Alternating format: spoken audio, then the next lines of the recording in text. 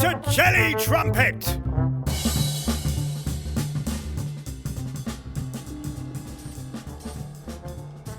Odd ear, Mr. B. What? Oh, it's a typo. I should be saying, oh dear, Mr. B. Amazing what you find in a script, eh? Yes, it is. Reading is so hard these days. So I should be saying to you at this point, oh dear, Mr. B. What have you done? It appears the characters I've written, well, they appear to be quite real. That goes to explain Nigel then. What? Him. Mr. B, that's a squirrel the size of a St. Bernard dog. Yes, it is, isn't it? Hello, Nigel. Are those bongos? Well, that's all we need, a giant bongo-playing squirrel.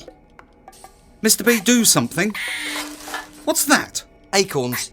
Are they organic? Yes, they're organic. Where did he come from? You must remember. You wrote Nigel and his drum solo into Jelly Trumpet Episode 1, Season 1. Remember now? Oh, I remember. Hang on. One moment. I didn't write him with bongos and the size of a St. Bernard. Stranger and stranger. Well, let's hope his nuts keep him quiet. Perhaps we could modify his instrument repertoire. What? Oh, very good, Mr. B. I'll make some coffee. Excellent. Well, we'll sort this out later. We should start the show now. Mr. B, the button. Not that one! Welcome to Jelly Trumpet, the world's only comedy podcast about creativity. Jelly Trumpet makes you more creative with tips, tricks and ideas for expanding your imagination. Especially good for business people wanting to be creative online. In this episode, a checklist for being more creative called the 9 Trumpets of Creativity. Our third trumpet is Modify, all about transforming your ideas. Challenge at Home, a creative exercise for you to try at home. And Challenge Jim, where Mr. B challenges Jim with an exercise in creativity. Plus, a brand new micro sitcom called The Startup, with our hero Mary, the entrepreneur, starring in an episode titled The Business and Yoga Coach, Part 1, Part 2 later.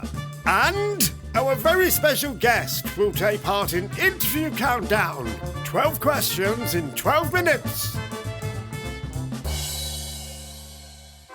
9 Trumpets of Creativity. Our third trumpet is Modify. This season on Jelly Trumpet, we're talking about the 9 Trumpets of Creativity. It's a list of 9 different tools for being more creative. Last episode, we talked about the second trumpet, Adapt. This episode, Trumpet 3, Modify. Sounds simple, because it is. There's a PDF of all 9 Trumpets of Creativity, which you can download from the Jelly Trumpet website. We adapted this list of creative tools from Osborne's checklist, also known as Scamper. Why have we adapted the list? Because being creative means changing stuff, not accepting the first thing that comes into your head, unless it's brilliant. Why have we adapted the list? Because being creative means changing stuff, not accepting the first thing that comes into your head, unless it's brilliant. If you've listened to Season 1, you'll remember we talked a lot about keeping a journal of what helps you to be creative. We called the journal Your Medicine. The idea is you build up your own tool chest of ideas, the journal becoming your creative coach. So here we go with number 3 in 9 Trumpets of Creativity. Modify. Modify can work in so many ways. You can use Modify when you think you have a block or just to get a particular effect you want. I was stuck on a scene once in a play I was writing called Italian Bob. I had multiple characters and an idea. The idea was to use a wood plank for some visual comedy. I was stuck on this for days because I was trying to work out which character could meet which other character. Then I modified the question. Not who can meet who, but how can I make this funny? Then I added the characters. Brevity is the soul of... So if you finished that line, you modified a listener's behaviour and created engagement. You modified it by a negative action. You can modify it by just changing one thing, a colour, the speed, a shape. In online marketing, you may read about conversion optimization. Years ago, you used to read about websites modifying the colour of a button and conversion to sales increased by 80%. Rubbish, of course. But here's something more useful for conversion. Microcopy around a button, e.g., free delivery over £20. Modify the microcopy and test. In performing, like in TV shows, a huge difference can be made by modifying one element. If you remember the first series of Blackadder, Edmund was a creep. In the second series and beyond, he was ambitious, venal and confident, an underdog of lower status. Well, that's more than one modification, but it was one element, the character. If you're a fan of the Big Bang Theory, check out Sheldon's voice in Season 1 versus subsequent seasons. A subtle but important modification that deepened the character and improved the comic delivery of that actor's lines. The takeaway. Perhaps ask yourself, what one thing can I modify that will make a significant difference? That is focusing on a minor change that radicalises the original idea.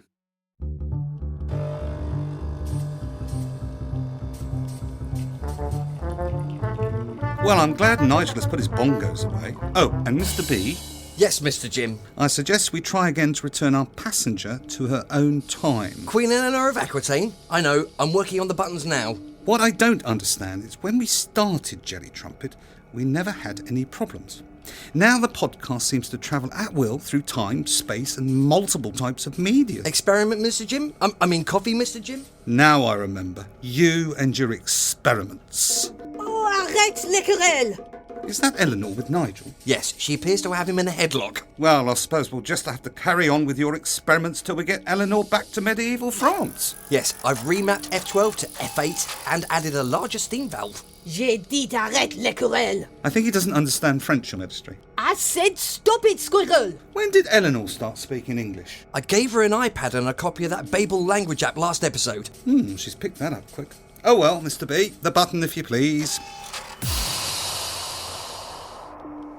Oh dear, that's not St Albans. It could be. Could be, eh?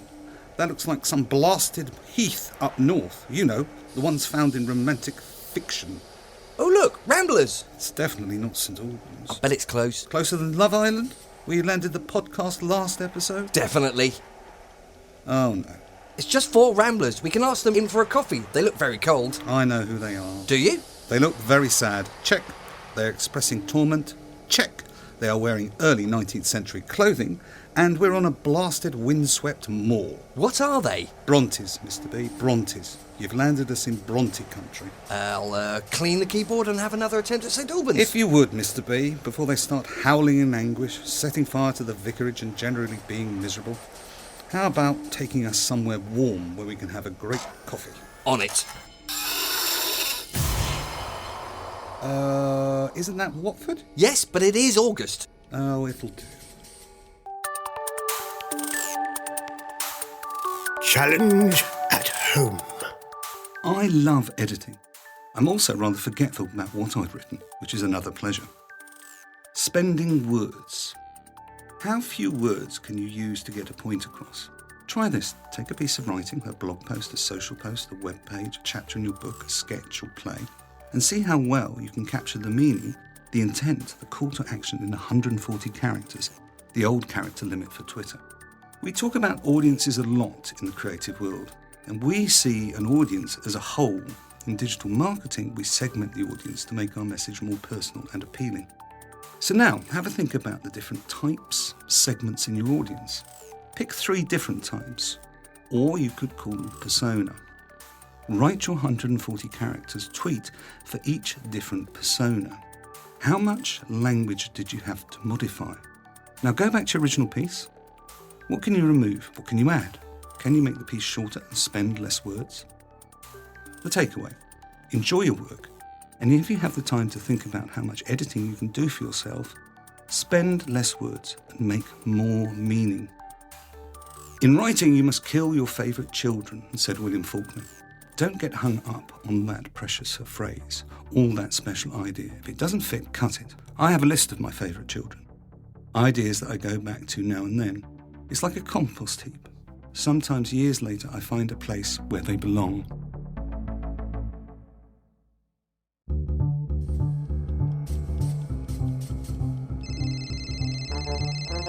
Hello? I think we're back in St Albans. One moment. Huzzah! Huzzah! Yes, I have a bank account. One thing. One moment. Yes, Mr. B? It's raining. Oh, is that all? I'd love to give you my bank details and take advantage of this windfall from a Nigerian prince such as yourself. Stop it, Nigel! Is that a scam call, Mr. Jim? Yes, it is. Hello, caller. No. No. Thank you, Prince. I'm just going to hand you over to the account holder. His name is Nigel. Thank you, Nigel. You are welcome, Mr. Jim. Eh? The Startup, a micro sitcom. Meet Mary, the entrepreneur going about creating a new business online. The scene, an empty office. In this episode, Mary the entrepreneur meets Ryan, a combined business coach and yoga teacher. Yoga and business planning in the same session. Come in, why don't you? I'm not sure I'm in the right place. Ah, you must be Mary. Are you Ryan? Ryan Pickles. But I don't, if you know what I mean. No. Oh. Let's get started then. I just wanted to check that this is active yoga and business coaching for the elite. Yes, let's start with downward dog. That's a perfect pose. I'm told you can help me reach the elite stage of business success. What do you want out of your business? Success, money, a lifestyle, and a 6'2" surfer. Wrong. Pardon? Now, salutation to the sun, first position. I brought my business plan. First mistake. Why? You must be the business plan. Just be. Second position, upward salute. Is that a cat? Ah, that's Blossom. She's a Maine Coon, possibly the largest cat in the UK. She is big. I wanted to know what to do next for my online business. Third position, standing forward bend. Brian, could you explain what we're doing? Y-E-T. Yet? I'll tell you in a minute. Blossom, that tickles. End of part 1. Part 2 of the Startup later.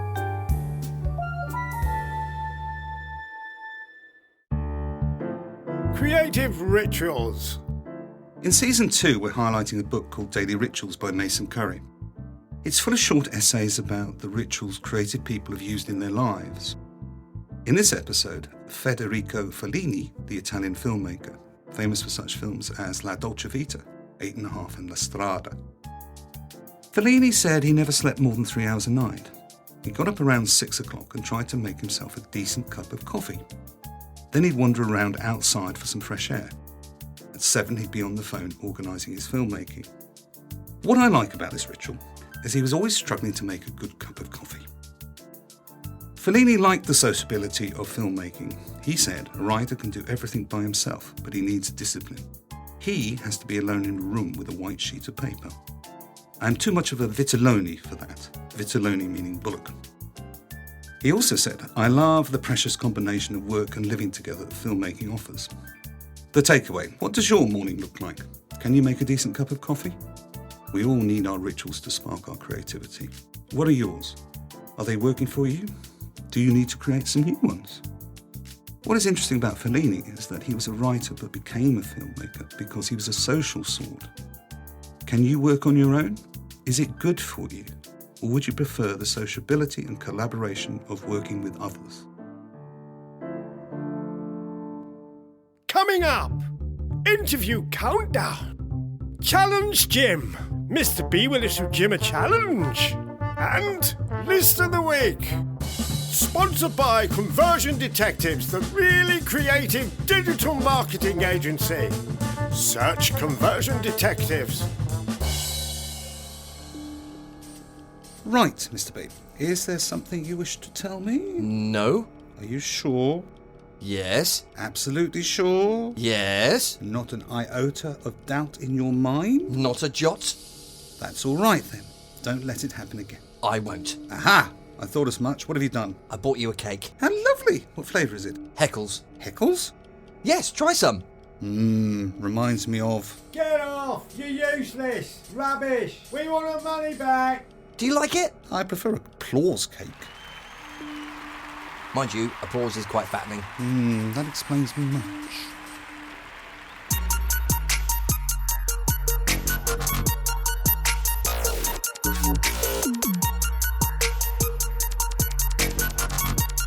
Interview countdown. Well, hello, welcome to another episode of Jelly Trumpet. With us today is Sita Brand from Settle Stories. Well worth checking out, and I've joined their networking initiative as well. So, Sita, thank you for coming. I'm going to go through the 12 questions in 12 minutes. So, question number 1. What is your business? Settle Stories. We are an arts and heritage charity based in the Yorkshire Dales, and we run the Yorkshire Festival of Story, which is the world's largest online storytelling festival, as well as just recently launched a new online learning platform. Can you tell us a little bit more about the online platform? Yes, Storyversity. So Storyversity is our new online learning platform where we can teach you how to master the art of storytelling so you can make a difference. My passion in the world is trying to transform the world through story. And that's what that helps. That's one way of helping us do it. Yes, fascinating. I've had a quick look at it. I will be checking it out even more. So, question number 2. We're going well. We're under time. You never know how long you've got, really. No, I didn't even get to that stage. So, right, number 2. This is one of my favourite questions. Who is your creative hero or heroine? You know, I found this really hard to answer because there are so many people that I am really inspired by. Some of them are creative and some of them are kind of cultural heroes. So the people who come to mind are Maya Angelou, because I just love her poetry. Sylvia Plath, also because I love her writing as well. Peter Brook, the theatre director. Yep. And then what might seem kind of off the wall, Oprah Winfrey. So Oprah Winfrey is not your typical, creative practitioner, in that she's not, an artist or a theatre director or something. But I love the way she interviews people. I love the way that she so gently brings things out of her audiences and makes them feel comfortable. And she also represents for me a sense of power and joy and sensitiveness. Lovely. That's a nice, interesting mix. Perhaps we'll come back to that. So we're going on to question 3, which is one that always bugs me because I always start differently. So how do you start a creative project? Differently for each one. But I suppose the key thing is I tend to jump with both feet in first. I don't do lots of thinking beforehand before I want to do something. That said, I do have to in the context of running a charity, but my initial instinct is to go, okay, we're going to make a podcast, right? Let's just get the equipment. Let's just go do it. Let's just go with it, see what happens. Oh, I'm going to do a show, and this has happened to me more than one occasion where I'll have advertised the show. I'm going to do a storytelling show. The publicity's gone out. I've got a title. I've got some vague idea. No idea what the show is. And a week beforehand, I got to get it together. And I guess I really work well under that kind of pressure. I'm firing with ideas all the time. I can't stop myself. So the problem is about not so much starting projects, but probably finishing them. I can see that. Now, which sort of leads us on to a sort of relevant question, which is, I've tried to ask you this, and how do you know when the project is finished? Well, I don't know projects are ever really finished, except when you don't want to do them anymore. Right. Because or obviously when you're running a festival, you know that the festival has ended. So there's the last day, last event, you go to sleep, and obviously then it's ended. But actually the concept of running a festival, at what day would you say, or which year would you say, well, I'm not going to run it again anymore? I think it's when you don't feel like you're having any more fun. I'm having a load of fun. So I'm doing all the things that I really enjoy doing because I'm working with people whom I love, and it's all related to stories and storytelling. So, but I can't help but keep on having other ideas. And so I've always got lots, as I said before, on the go. So I think really a project's finished when you just don't want to do it anymore. I think that's a lovely way of summing it up. I've never thought about it like that. It's just because I always want to tinker. So, this is another one of my favourite questions. What's the best thing someone has said to you that kept you going when it was a struggle? Well, there's lots of times when things have been a struggle, and I think probably the best thing is been you can do it, really.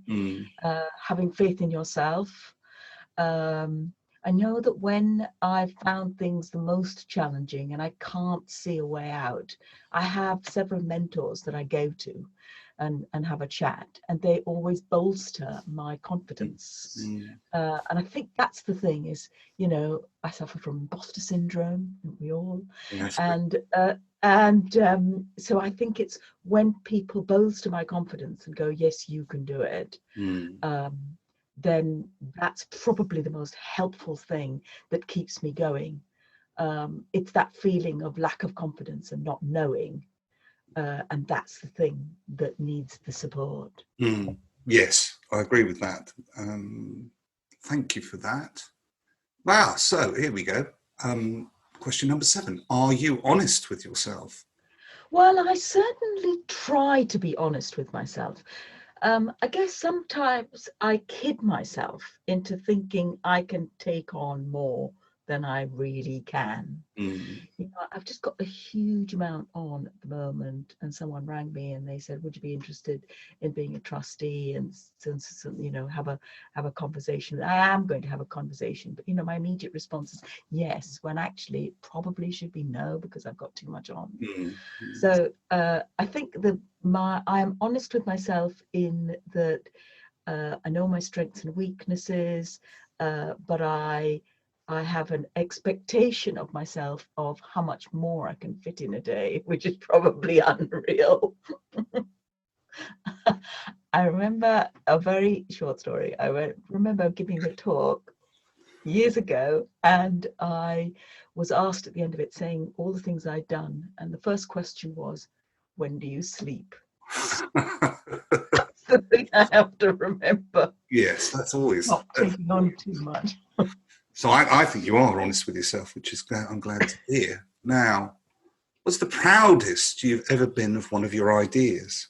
Well, I suppose the two things, I've got 3 things I'm really proud of.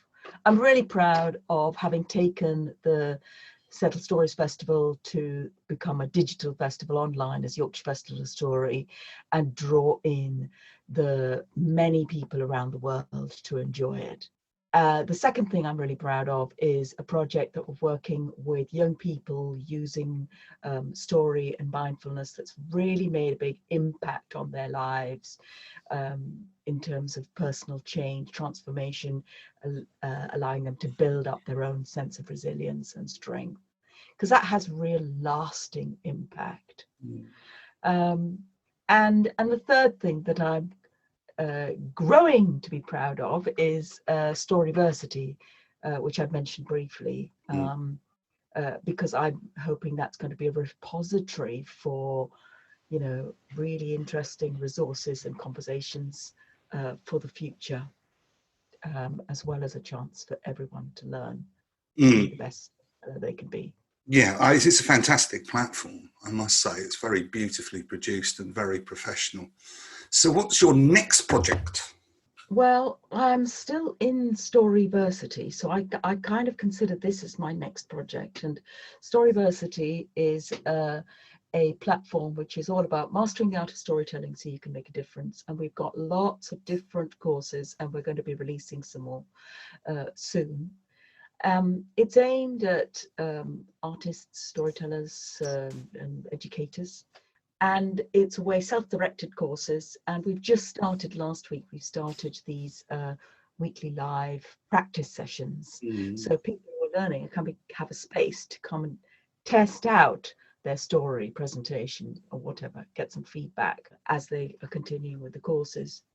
And I think it's a way in which I hope that in the future will not only help to make Settle Stories more sustainable through the income generation model, but also it's a space where many artists and facilitators, presenters will also be able to contribute and get work And the more that you can pay artists, the better, I think. I agree 100% with that.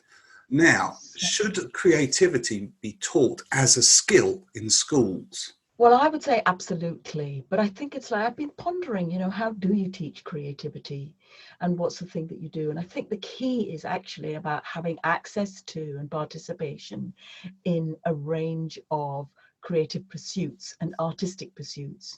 And I think one of the challenges we all face is the cut in arts funding means that this is more difficult. But actually, the more we have that investment and that intrinsic development of the arts and also the participation in the arts, it helps people to be more creative, more innovative, to find solutions to problems that they didn't see possible, because they can make things go together in ways they could never have imagined. And we do that by actually developing divergent thinking, and doing that using the arts is one of the best platforms that you can use. Lovely. That's a lovely summation. I agree with you totally there. Now, this is a hypothetical question, number 11. If a 10-year-old asks you what one thing would make me more creative, what would you reply? Read and listen to fairy tales, and read and listen to more fairy tales. As Einstein said, if you want your child to be intelligent, read them fairy tales. And if you want them to be more intelligent, read them more fairy tales. And I do believe that. I think that what fairy tales and folk tales give you for the world of the imagination, to help you see things in different ways, to overcome challenges, nightmares, difficulties. When you go, I was in a school last week, and you ask the children what sort of story do they want to hear. They want to hear a frightening story. They want to hear a ghost story. We all want it. It's like going to a horror film, but we like it when it's okay in the end. It's how do we overcome our fears? And folk and fairy tales are the best way to do it. I like that as well. Stories always work. Now, number 12, you've unlocked the bonus question, so there'll be another one after this. But for the listeners, how can a listener get in touch with you and Settle Stories? Our best way is either via the website, settlestories.org.uk, or we're on Twitter, Facebook, and LinkedIn, all at Settle Stories. Either that, or to get in touch with me via Sita Brand, again on all those platforms. So really look forward to hearing from someone. I do hope so. Now, bonus question we're going to ask you, because we discussed this previously. That's a disclaimer. What's something no one knows about you? Well, despite being a vegetarian, Zen practicing, yoga practicing, nature lover, I really, really love fast cars. Oh, brilliant. Actually, I'm a petrol head, and the one thing I want to do is to drive a Formula One. Oh my God, yes. I can't wait to be behind that wheel and put my foot down. Yeah. That's a different experience, isn't it? Well, this has been most delightful. We're going to stick to the 12 questions in 12 minutes scenario, because my editor will otherwise beat me around the head with some celery. So we'll stop. We'll leave it there, and just like to thank you very much for a very enlightening conversation. So, Sita Brand from Settle Stories, thank you very much. Thank you, Jim. It's been wonderful. Isn't it time for Challenge Jim? It's Challenge Jim time. What?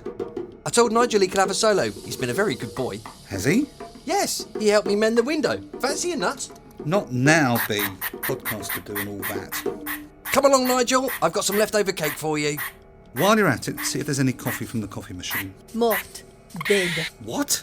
If you remember, Her Majesty Queen Eleanor of Aquitaine threw our second coffee machine out of the window in the last episode. Et voila! Thank you, Eleanor. I could murder a latte. Perhaps we could buy another coffee machine and do something so it's not hacked by Russian troll factories. OK, I'll work on that. Use the Gubbins computer thing inside the machine to make coffee and do something else useful, perhaps. Very well, Mr. Jim. And now... Challenge Jim! Each episode, we challenge Jim with a creative exercise. I'm ready, Mr. B. The challenge this episode, Mr. Jim, is you have 1 minute to pitch a story involving a giant squirrel. Well, Nigel? Yes. Okay, Game of Nuts. Go. Game of Nuts, it would be an epic. There would be houses of grey squirrels, there'd be houses of red squirrels, we'd find another colour squirrel, and the grey squirrels would have walnuts, and the red squirrels would have hazelnuts. And road safety techniques? And yeah, they could do that, but as long as they leave their bongos behind. Mm-hmm. And then what would happen, what the story arc would go, and they'd all be talking about it in the first 3 seasons about the tree surgeon is coming. The tree surgeon is coming. And that would be, like, the tree surgeon, what are we going to do? Where are we going to hide our nuts? Yeah, we're going to have to hide them, and we're going to pile them up here. And then we'll steal all the nuts from the other squirrels. Will there be any betrayal? Well, of course, because that's what squirrels are famous for. Yeah. Dragons? No, that'd be silly. And then what would happen would be that the winter would come. Winter would come, and they'd all fall asleep. 1. So it's quite a short story, really. Tony's word of the episode. Tony's word of the episode. Tony's word of the episode. Exponentially. Exponentially. Thank you, Tony. The definition of which is, I've forgotten. Rubbish. It's not as if anyone is going to use the word. Tony's word of the episode. Tony's word of the episode.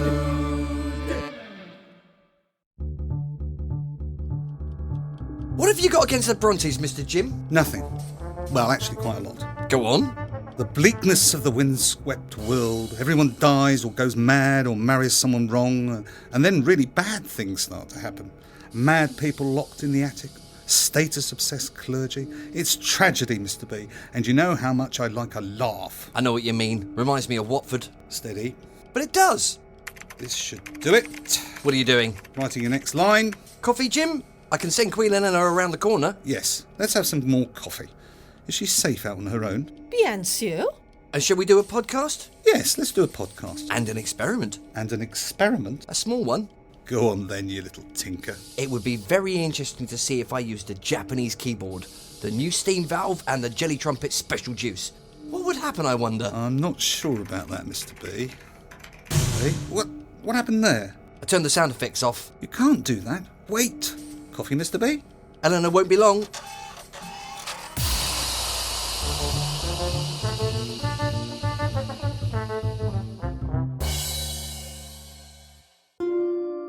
Tales from Jim's Medicine Journal. I've been to a lot of writing and performing workshops. I've read a lot of books about creativity and writing for stage, for TV, etc. You're always going to learn something. You're always going to forget something, so it is useful to have your notes in a searchable format.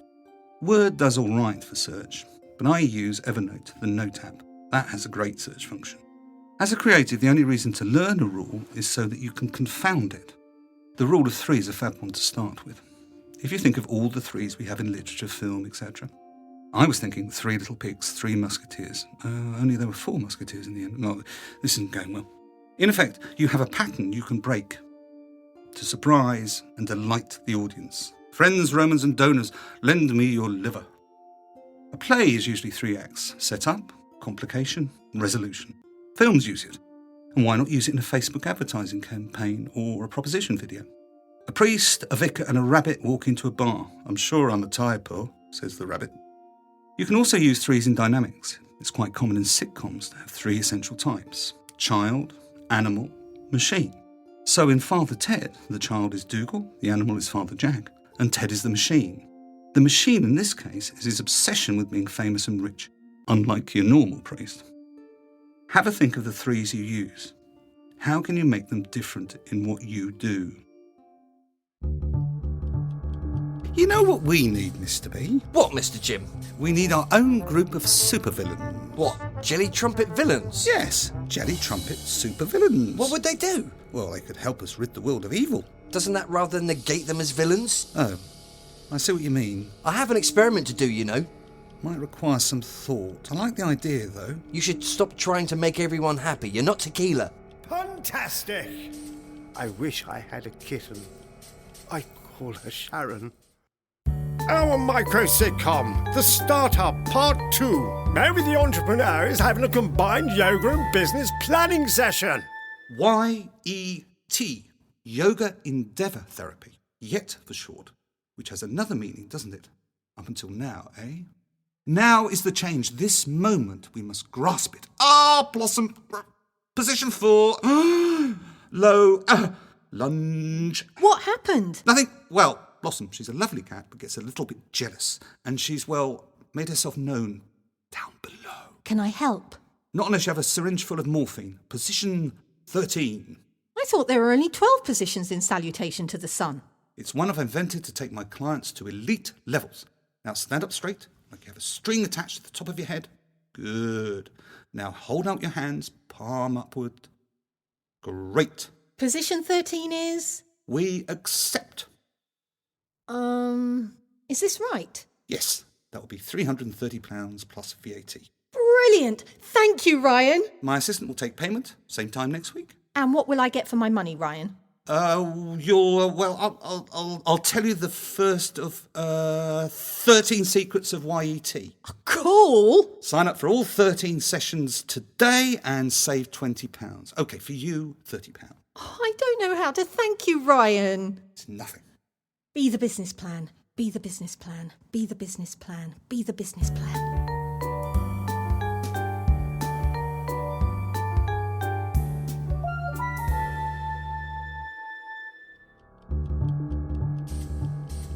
Where's Eleanor? She should be back from the shops by now. Ici, your coffees. Un latte pour Monsieur B et un americano for the writer. The writer? Stop it, Nigel. That told him. Yes, in perfect English. She's coming along. Bit patronising there, Mr. Jim. My apologies, it was. I will try harder. What do you think of our idea of a group of supervillains for Jelly Trumpet, Your Majesty? Good.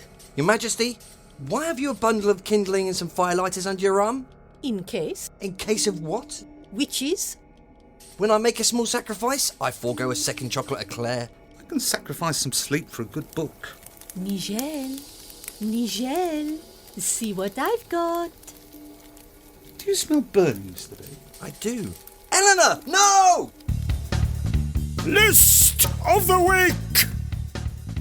This week, things I do to avoid writing. Number 1, empty the dishwasher. Number 2, clean my desk. Number 3, is the heating on? Number 4, look out the window. Is that an Ocado van? Number 5, I'll just text my lovely daughter. Number 6, did I miss something on Facebook? Number 7, you know what? I fancy another coffee. Number 8, look out the window. That's a nice doggy. Number 9, just going to doodle for a bit. Number 10, look out the window. It is an Ocado van.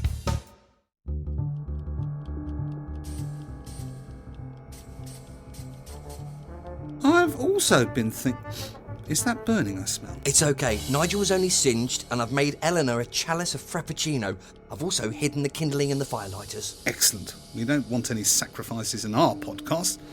What's Queen Eleanor doing now? I've given her a book about, a book. What sort of book, Mr. B? A green one. About? The Art of Happiness by the Dalai Lama should keep her... Perhaps start her with something easy, like some ABBA lyrics.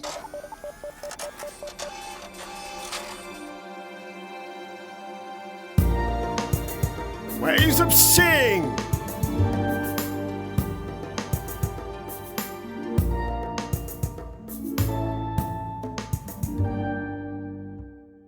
Where do you do most of your work? In an office? In the spare bedroom? The dining room table? Change where you work and change what you see. Better still, treat yourself. Visit a coffee shop. Take a notebook and pen. Use your phone if you must, and just sit. Have you ever just sat with yourself? Watch the world go by. Do any of your projects come to mind? How do you see them now at this different place? How do you think that person walking by sees your work? It's easy to forget that our lives, including our creative world, is a pattern. If it's working, don't change it. Change your location, change the way you look at the world, just for a bit. Jim's work offer. I've loads of work that I'd like to see be produced. If you're lacking in a short play, well then, can I suggest one I wrote called Dream Drill? It's about a man who steps into his own head and finds himself in the middle of an argument with two sides of his mind. It's silly and involves some juggling and noses that light up. Piece for 3 performers and around 15 minutes. Email me, jelly@jellytrumpet.com, if you would like to have a read, and let me know if you want to put Dream Drill on. Thank you. Join us in further episodes and be more creative. Pick up tips and tricks you can put in the play instantly. Try exercises to boost your imagination. Listen to creative guests. And a whole lot of what we call fun. Thank you for listening. If you have any questions or ideas for Jelly Trumpet, email us jelly@jellytrumpet.com. That was Jelly Trumpet, making you more creative with Jim Kinlock and Mr. B. Sponsored by Conversion Detectives, the creative digital marketing agency. Search Conversion Detectives. And now here's We Paint Houses with their song Save Me.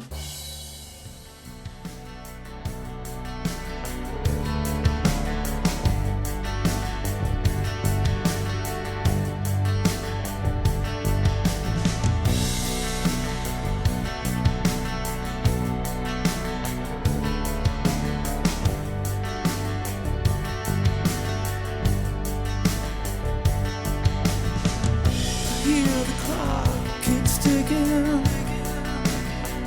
and I can't wait.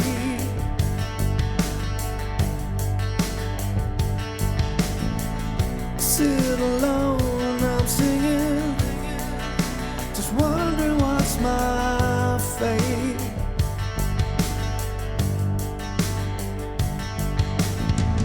I hold this mirror, but it's broken in my hand.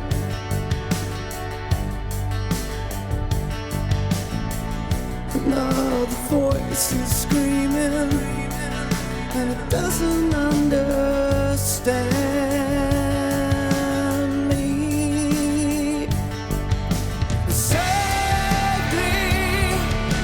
Save me from myself. 'Cause I can't live my life like this now. Save me from myself. 'Cause I can't live like this anymore.